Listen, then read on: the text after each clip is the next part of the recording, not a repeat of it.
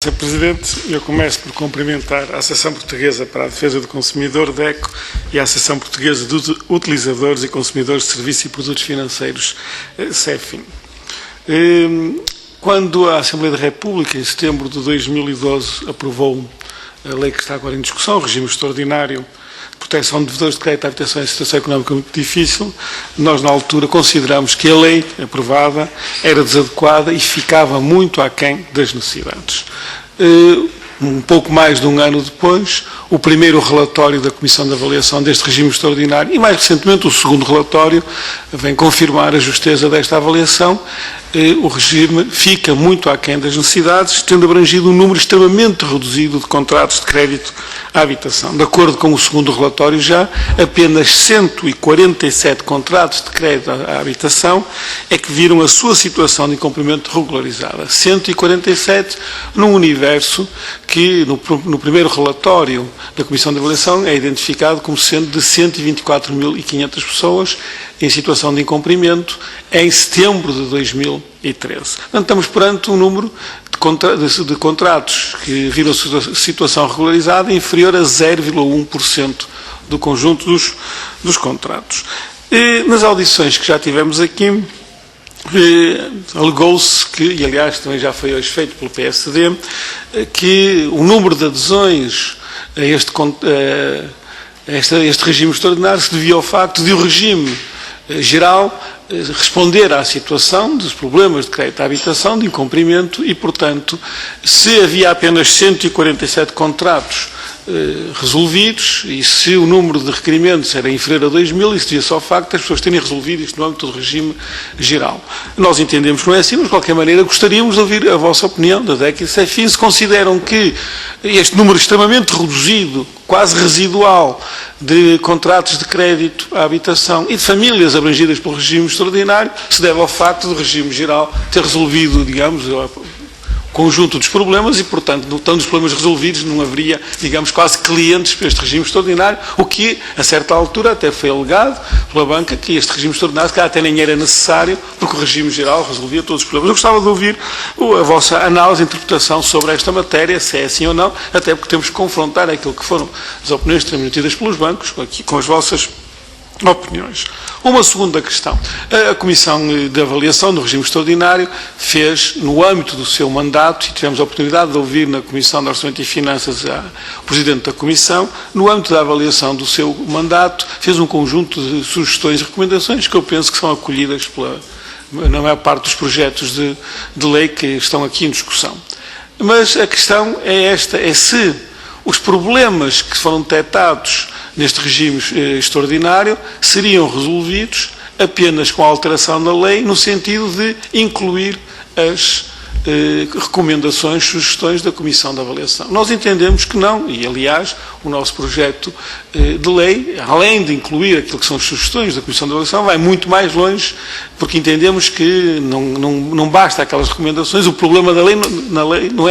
não está naqueles aspectos, está nas condições de acesso e nos próprios instrumentos para fazer face ao problema. Mas, mais uma vez, gostaria de ouvir a vossa opinião sobre esta matéria.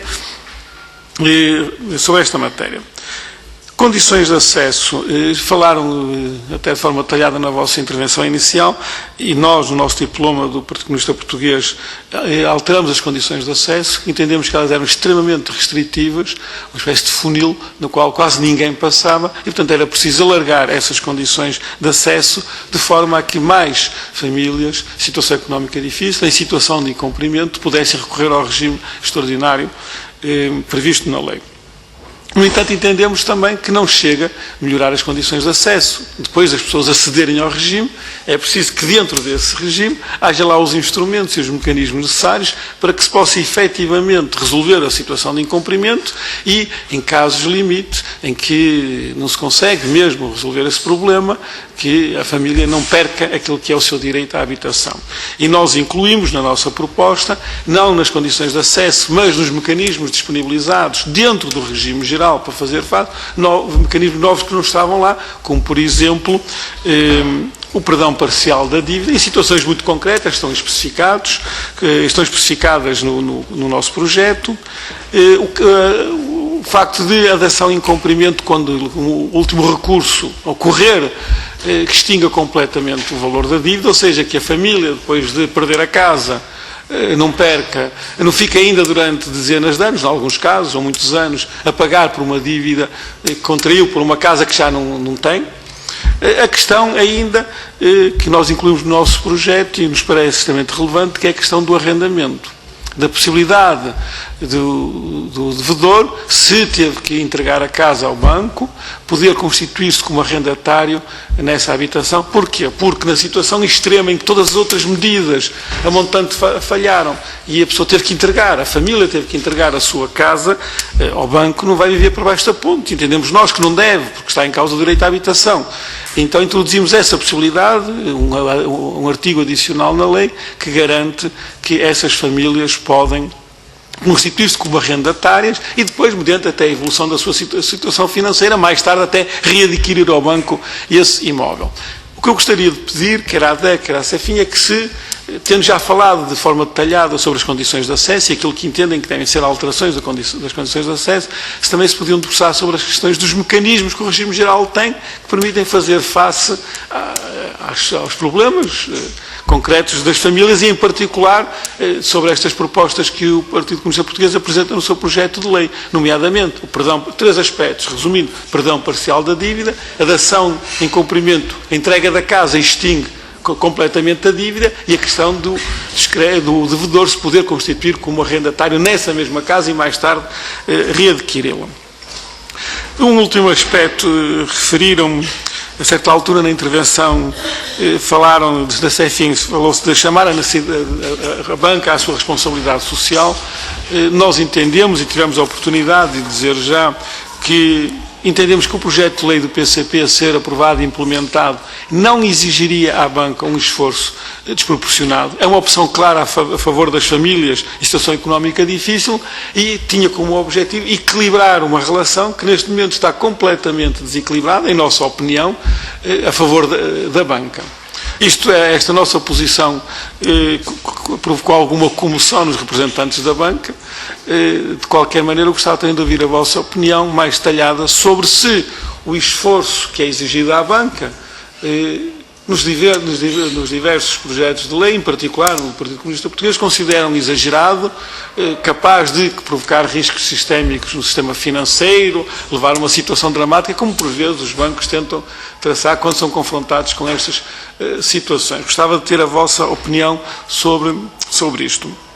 Por fim, fazer-vos um pedido. Quer a DEC, quer a CEFIN, nas suas intervenções iniciais, avançaram com propostas concretas e críticas concretas aos projetos de lei e entendendo que deviam avançar mais num ou outro sentido. O meu pedido é se poderiam enviar à Comissão, não só ao Grupo Parlamentar do PCP, mas a todos os membros desta Comissão, as propostas concretas. Nós ouvimos a vossa exposição em geral, mas seria muito útil para o trabalho da especialidade que vamos ter a seguir, se as vossas indicações, as vossas propostas nos pudessem ser entregues de forma concreta, incidindo sobre aqueles aspectos que referiram. Seria uma base também de trabalho e de análise no trabalho desta Comissão, que eu penso que seria útil não só para o Partido Comunista Português, mas para todas as forças políticas que estão neste grupo de trabalho. Terminei, Sr. Presidente.